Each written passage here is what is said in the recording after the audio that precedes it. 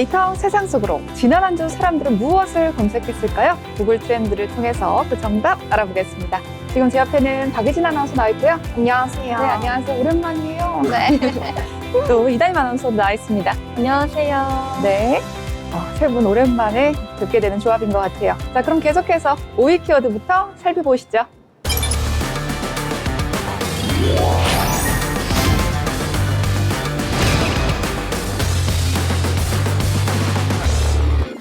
네, 서초동입니다. 지난 한 주 드라마부터 정치까지 관여가 있던 키워드인데요. 어떻게 한 지명이 이렇게까지 화제가 됐는지 우리 박유진 아나운서가 설명해 주시죠. 네. 먼저 눈길을 끈 건 TVN 새 주말 드라마 서초동이었습니다. 제목부터 눈에 띄죠? 서울 법조타운을 배경으로 대형 로펌 신입 변호사들의 현실을 그린 드라마인데요.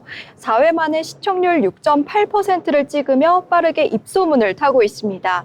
네, 제목 자체가 서초동이라 시청자들이 실제 법조타운과 촬영지까지 함께 검색한 것도 컸고요. 법정보다 오피스 정치와 청춘의 현실에 초점을 맞췄다는 평가가 많습니다.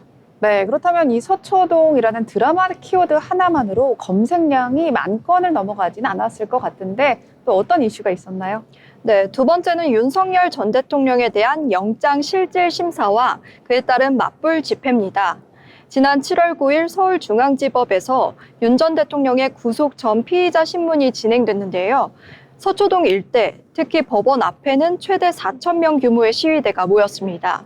한쪽에서는 정치 보복을 중단하라, 또 다른 한쪽에서는 윤석열을 구속하라며 서로 맞서며 하루 종일 충돌과 긴장감이 이어졌고요. 이 현장이 TV 중계, 유튜브 라이브, SNS 영상을 통해 실시간으로 전파되면서 서초동이라는 단어가 뉴스와 댓글에서 폭발적으로 노출됐습니다. 서초동은 예전부터 정치 갈등이 있을 때마다 집회 중심지로 떠올랐습니다. 이번에도 보수랑 진보단체가 동시에 모이면서요. 서초동이라는 공간 자체가 다시 주목받았고요. 그래서 윤석열이나 집회가 아니라 아예 서초동을 검색하는 흐름이 생긴 거죠. 네, 지난 한 주 서초동이라는 드라마보다 더 드라마틱한 현실이 일어났습니다. 계속해서 다음 키워드 보시죠.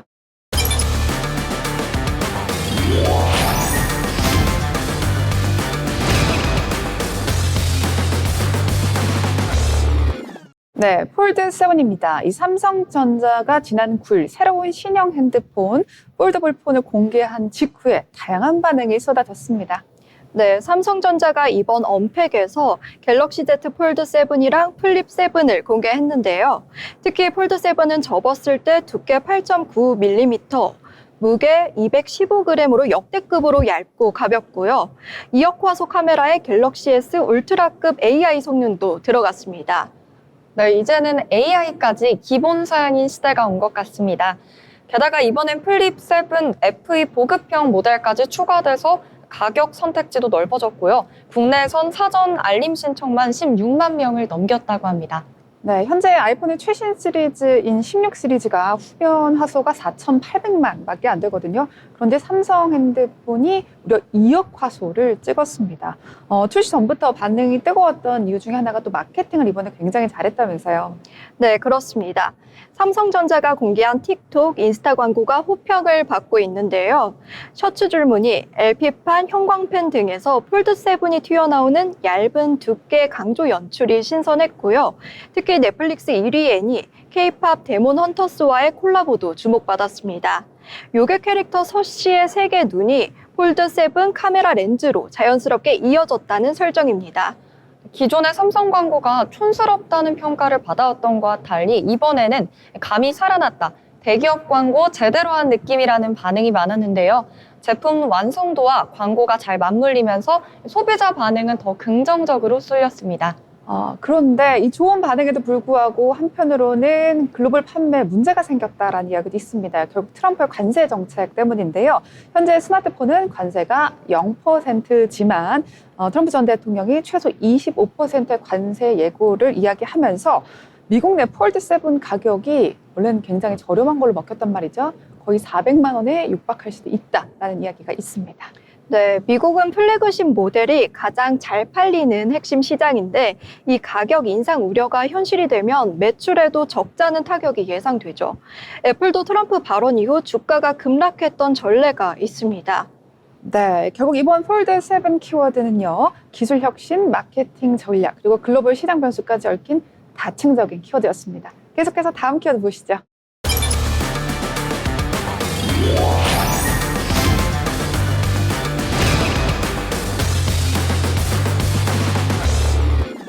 네, 동아시안 컵입니다. 이제 뭐 축구 팬분들뿐만 아니라 우리나라 국민의 뜨거운 관심을 얻은 그런 캐릭터인데요. 특히 한일전이 최종전이 되면서 검색량이 급증하는 양상을 보였습니다.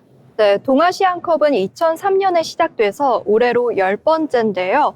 이번 대회 마지막 경기에서 한국이 일본과 붙으면서 6년 만에 우승을 노려봤습니다.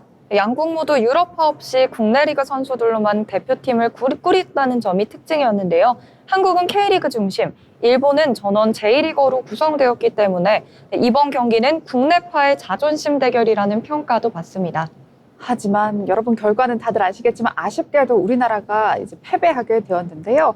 한국은 0대1 패배로 준우승에 머물렀고요. 일본은 2회 연속 동아시안컵 우승을 차지했습니다. 경기는 초반 분위기부터 팽팽했지만 전반 7분 일본이 선취골을 넣으면서 흐름이 바뀌었고요. 후반엔 한국이 거세게 몰아붙였지만 마무리가 아쉬웠습니다. 후반 교체 카드까지 총동원해서 반전을 노렸지만 마지막 패스와 슈팅 정확도에서 끝내 결과를 뒤집지는 못했습니다. 네, 홍명보 감독은 닥치고 무조건 뛰는 시대는 끝났다. 그리고 전략 중심의 축구를 예고했었는데요. 결과적으로 전술 완성도와 수비 조직력 모두 일본이 한 수 위였다는 평가가 지배적입니다. 팬들 사이에서는 국내 리그 경쟁력의 차이가 드러났다. 한일전 3연패는 위기준호라는 반응도 있었고요. K리그 자존심을 회복하기 위한 진지한 분석과 변화가 필요하다는 목소리도 있었습니다. 네, 경기 결과는 상당히 아쉬웠지만 다음 경기에선 조금 더 탄탄한 전술과 전략으로 돌아오길 기대해 보겠습니다. 다음 키워드 보시죠.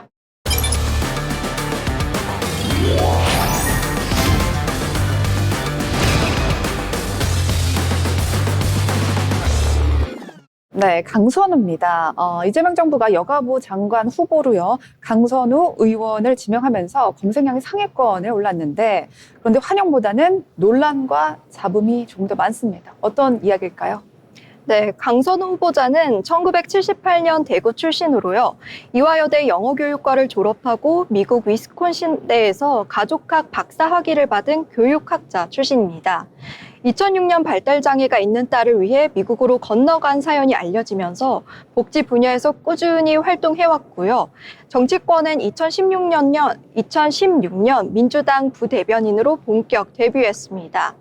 그 뒤론 문재인 캠프, 국가교육회의위원, 방송 패널 등 다양한 활동을 해왔고요. 2020년엔 서울 강서갑에서 국회의원이 됐고 이번 총선에서도 재선에 성공했죠. 보건복지 분야에서는 꾸준한 목소리를 내고 있습니다. 이 경력도 꽤 화려하고요. 전문성도 갖춰진 인물이다 이렇게 보여지고 있는데 논란이 불거진 건 주로 보좌진과 관련된 갑질 의혹 이런 것들이었습니다. 네, 맞습니다. 청문회를 앞두고 가장 크게 회자가 된 건 보좌진에게 자택의 쓰레기 분리수거나 변기 비대 수리를 시켰다는 의혹이었습니다. 강 후보자는 전혀 사실이 아니다라고 해명했지만 지시 정황이 담긴 메시지 일부가 공개되면서요. 논란에 불이 붙었고 보좌진이 잦은 교체를 겪어온 점도 다시 주목받게 되었죠. 네, 실제로 강 후보자의 보좌진이 수십 명이나 바뀌었다는 보도도 있었고요.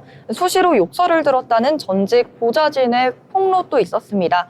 그래서 청문회 당일에는 국민의힘 보좌진협의회가 회의장 앞에서 갑질 장관은 사퇴하라는 시위를 벌이는 일도 벌어졌습니다.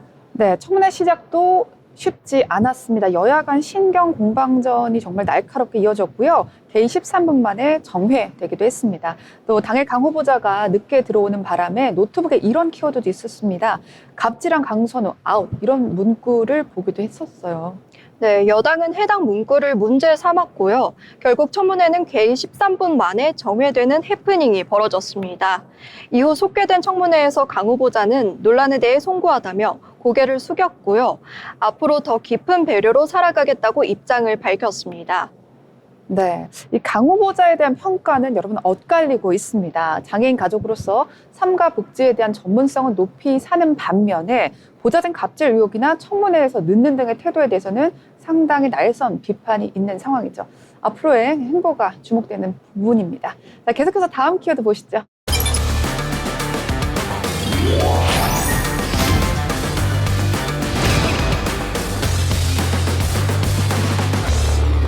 네, 권은비입니다. 여름마다 화제를 몰고 오는 한국형 페스티벌 워터밤에서요. 권은비 씨가 또 굉장히 높은 키워드를 이제 하게 됐는데 이번에 노출도 화제였죠. 네, 권은비 씨는 올해로 3년 연속 워터밤 무대에 오르면서 워터밤의 얼굴로 자리매김했습니다. 특히 지난 7일 고향 킨텍스에서 열린 워터밤 서울 2025에서 비욘세의 크레이지 인 러브 커버 무대 퍼포먼스로 무대를 압도했고요. 관련 직캠 영상은 유튜브 조회수 400만 회를 돌파했습니다. 실제로 포털에서 진행된 2025 워터밤 최고의 스타 투표에서도 압도적인 1위를 기록하고 있습니다. 이런 인기에 힘입어 지난해는 24억 원 상당의 서울 성동구 빌딩을 매입했다는 사실도 뒤늦게 알려졌는데요. 온라인 커뮤니티에서는 워터밤 한 번 더 하면 쌍둥이 빌딩도 사겠다. 말 그대로 진짜 올라가는 중이라는 반응이 이어졌습니다. 네, 사실 워터밤이 처음 선보인 것은 2015년 잠실에서 시작이 된 건데요. 이 컨셉이 좀 독특했습니다. 관객들한테 물총도 나눠주면서 노래가 나올 때 물총을 쏴라. 이런 독특한 컨셉으로 인기를 끌게 됐고요. 또 10년 만에 서울, 부산은 물론이고요. 올해는요, 무려 LA까지 포함해서 9개 도시로 확대되면서 한국을 대표하는 여름 축제로 자리매김하게 됐습니다. 네, 과거 록, 재즈 위주 야외 공연이 듣는 경험에 머물렀다면 워터밤은 관객이 직접 물총을 들고 뛰어드는 체험형 페스티벌 트렌드를 이끌었습니다. 덕분에 지역 관광, 숙박 특수를 일으키는 여름 경제 효자로도 자리 잡았다는 분석이 나오고 있습니다. 하지만 이런 체험형 축제 그늘도 나오고 있는데요. 몇 년 전부터 행사 뒤에 버려진 물총 산더미가 플라스틱 쓰레기가 된다는 비판이 이어졌거든요. 올해는 이를 의식해서 기획 단계부터 폐플라스틱 최소화 대책을 세웠다고 합니다. 실제로 수거된 물총 1,500여 개가 경기 고양의 장난감 재활용 단체 트루로 옮겨졌고요. 3분의 1은 지역 아동센터에 기부가 되었고 나머지는 색깔별로 분해해서 재생 플라스틱판으로 만들어서 다음 워터밤, 부산, 속초, 포토존 자재로 재탄생할 예정입니다. 이런 환경 이슈만큼 뜨거운 거는 노출 이슈인데요. 권은비 씨의 파격 의상을 두고 축제 컨셉트에 맞다. 선정성이 지나치다는 의견이 팽팽했고 일부 직캠 영상을 두고는 성희롱성 댓글이 쏟아져서 팬들이 신고 운동에 나서기도 했죠. 네, 결국 워터밤은요, 재미, 경제, 환경, 젠더를 모두 다 품은 한 가지의 키워드가 됐습니다. 이 물총의 시원한 물줄기만큼 다양한 해법이 나오기를 기대해 보도록 하겠습니다. 지금까지 데이터 세상 속으로 국내 키워드였습니다.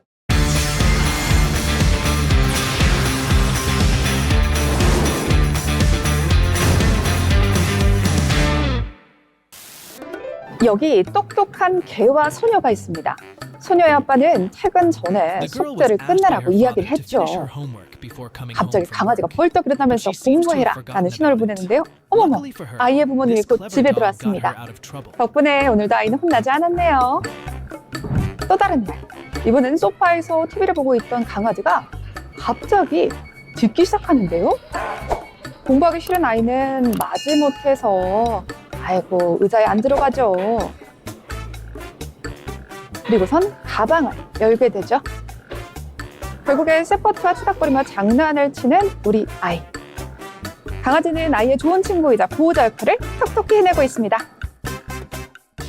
네, 지금까지 세계는 이모저모 영상을 봤는데요. 와, 영상 속에 있는 강아지 너무 영특하고 똑똑하죠? 네, 진짜 영리하고 너무 귀여운 것 같아요. 그 혹시 강아지 키우고 있으세요? 아, 키웠다가 얼마 전에 네. 무지개 다리. 안타깝습니다. 우리 이다림 아나운서는 강아지 혹시 키우고 있나요? 저는 강아지 같은 고양이 한 마리 키우고 있습니다. 그렇군요. 자, 그럼 계속해서 해외 트렌드 5위 키워드부터 살펴보겠습니다.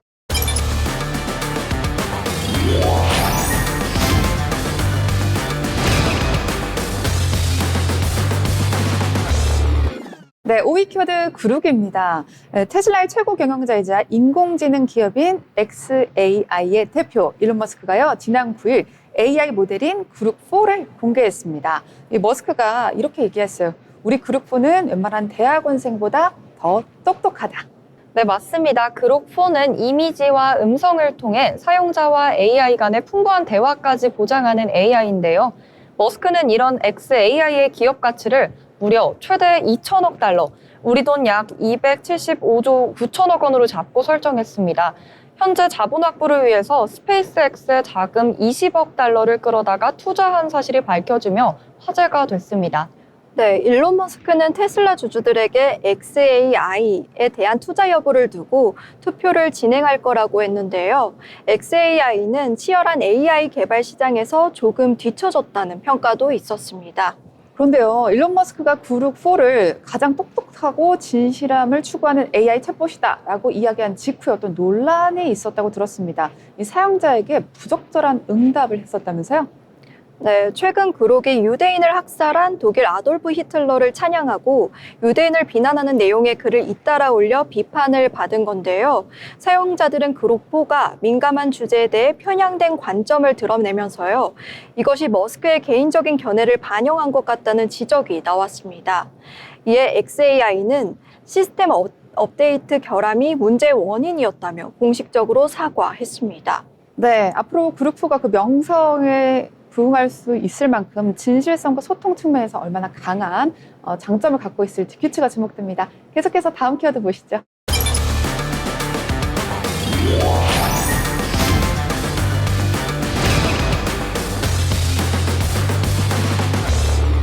네, 앱스타인, 제프리 앱스타인입니다. 2019년이죠. 세계적인 금융투자자 앱스타인이요. 미성년자 성범죄 의혹으로 뉴욕 교도소에서 극단적인 선택을 했었습니다.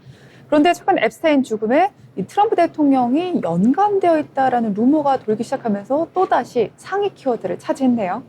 이 사건의 진위 여부는 아직 밝혀지지도 않았지만 이 앱스타인 문제를 두고 갑로들박이 불거지고 있는데요. 앱스타인이 미성년자 성매매를 알선하며 각국 지도자를 비롯한 유명 인사와 고위층 고객 명단을 가지고 있다는 소문이 돌고 있기 때문입니다. 올해 초에 성매매 혐의로 재판을 기다리던 중 감옥에서 의문사한 앱스타인이 화두에 오르며 구글 트렌드에 오르기도 했죠. 당시 미 법무부는 앱스타인의 일명 고객 목록은 트럼프 대통령의 지시하에 검토 중에 있다고 밝혔는데요. 그런데 이번에 말을 바꾼 겁니다. 미 법무부와 FBI는 앱스타인 파일은 애초에 존재하지도 않았다면서 이 루머가 거짓이라고 발표했습니다. 네, 진실 여부는 저희가 사실 알 수가 없습니다. 진짜 안타깝지만 알 수가 없고요. 이 트럼프 대통령은 저희 프로그램의 단골 고객이다라고 할 수 있을 것 같은데 오늘도 앱스타인으로 시작해서 도널드 트럼프 대통령으로 끝이 났습니다. 계속해서 다음 키워드 보시죠.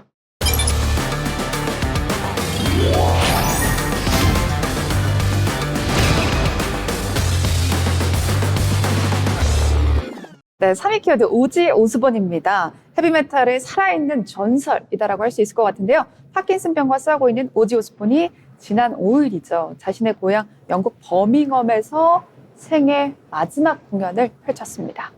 7, 80년대 전설적인 헤비메탈 공연으로 전성기를 이끌었던 뮤지션인데요. 밴드 블랙 사바스의 멤버였으며 이후에는 성공적인 솔로 활동까지 이어갔습니다. 대표곡으로는 크레이지 트레인, 굿바이 투 로맨스가 있는데요. 오스본은 2006년에는 블랙 사바스 멤버 자격으로 로큰롤 명예의 전당에, 2024년에는 솔로 가수로서 명예의 전당에 입성하기도 했죠. 그런 그에게 20년 전 파킨슨 증후군이 나타나면서 현재는 증상 악화로 스스로 걷지 못하는 상태로 알려져 있습니다. 네, 저는 오스본 가족의 리얼리티 쇼 더 오스본스에서 처음 오스본을 알게 됐었는데요. 지난 2023년 그의 건강 문제로 투어가 취소된 후에 팬들에게 인사를 하지 못한 아쉬움을 달래기 위해서 아내 샤론이 직접 기획한 무대였다고 합니다. 이번 공연에서 그가 검은색 왕자에 앉은 채 노래를 불렀습니다. 네, 그의 공연을 보기 위해서 전 세계에서 무려 여러분 얼마 정도 모였을 것 같아요? 관객 수가? 4만 명? 너무 우리 짱맨 것처럼 말을 잘하는데 여러분 맞습니다. 4만 명의 관객이 모인 그런 공연이었는데 오스본의 마지막 무대를 위한 전 세계 팬들의 열정이 상당히 강렬했고요. 또 이제 헤비메탈계의 전설인 그가 마지막 공연을 마무리하면서 다른 가수들한테도 귀감을 주는 것 같습니다. 계속해서 다음 키워드 보시죠.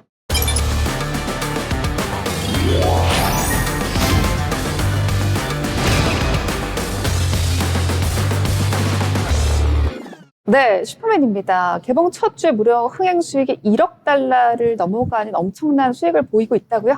네, 이는 올해 북미 개봉작 중 전체 3위에 해당하는 높은 성적인데요. 벌써부터 주말 박스오피스 정상 자리에 올랐습니다.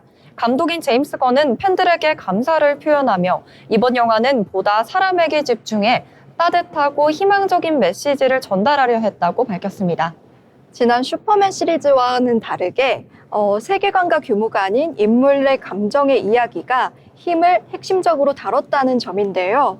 이를 통해 영웅의 이야기에 피로감을 느끼는 관객들에게 좋은 성과를 거뒀다고 보입니다. 한편 슈퍼맨이 개봉한 주 주말 미 백악관이 트럼프 대통령과 슈퍼맨을 합성한 포스터 이미지를 올렸는데요. 예상치 못한 반응이 뒤따랐습니다. 백악관은 이 포스터를 통해서 트럼프가 곧 신적인 능력을 지닌 슈퍼맨이다, 이런 메시지를 전달하려 한 것으로 보입니다. 그러나 감독은 슈퍼맨이 현재 미국의 이민자 문제, 즉 미국의 부정적 측면을 비판하려는 취지의 영화라고 했습니다. 또한 크립톤 행성에서 온 외국인 슈퍼맨은 오히려 트럼프가 공격하는 이민자를 상징하는 인물이라고도 했는데요.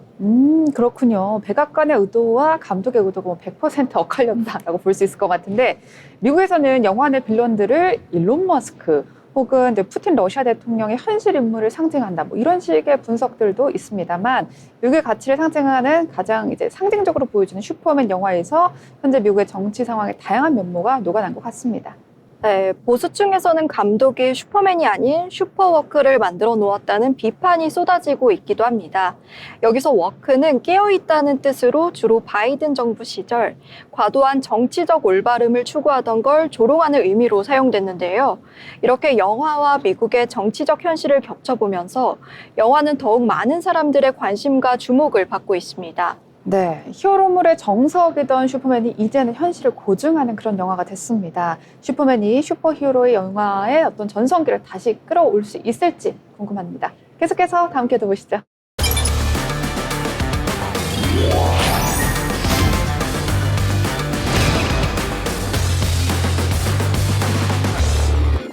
네, 1일 키워드입니다. 아마존 프라임 데이. 네, 지난주에 아마존의 창업자인 제프 베조스가 세계 결혼식. 그 비용이 대략 한 700억 정도 됐었던 것 같아요. 여러분, 기억나세요? 그때 샬리즈 테론이 비용이 너무 커서 재수 없다 이렇게 얘기했던 그 사건. 저는 재수가 없지도 않고 부럽기는 했는데요. 자, 그런데 오늘도요, 이번 주에도 똑같이 아마존이 1위 키워드에 랭크가 됐습니다. 그 이유는요, 어떤 이유로 랭크가 됐나요? 네, 미국 관세 폭탄을 앞두고요. 세계 최대 전자상거래 업체라 할 수 있는 아마존이 7월 대규모 할인 행사 아마존 프라임데이를 개최했습니다. 지난 8일에서 11일 사이 아마존의 매출은 대략 240억 달러에 달하는 것으로 추정됐는데요.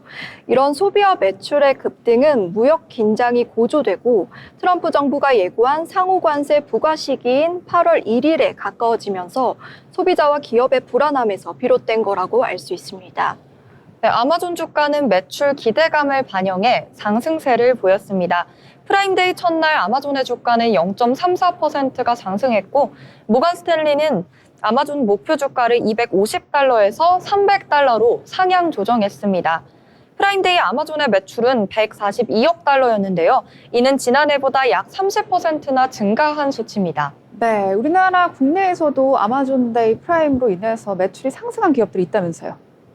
네, 맞습니다. 국내 브랜드 중 코스메틱 브랜드 메디큐브가 해당되는데요. 증권가에서는 이 내년 메디큐브의 단일 브랜드 매출이 무려 1조 원을 돌파할 것이라고 예측하고 있습니다. 이렇게 관세 상승에 대한 불안감과 소비자들의 소비 위축 등 여러 외부적인 상황이 있음에도 불구하고 올해 프라임데이도 성공적으로 막을 내렸습니다. 네, 그렇습니다. 미국의 온라인 쇼핑의 대장격인 프라임데이가요, 이제 8월 계약 준비를 알리는 신호탄이 된 것 같습니다. 아마존 프라임데이를 통해서 소비자들의 클릭 한 번이 만들어낸 거대한 경제 흐름, 오늘 들어봤는데요.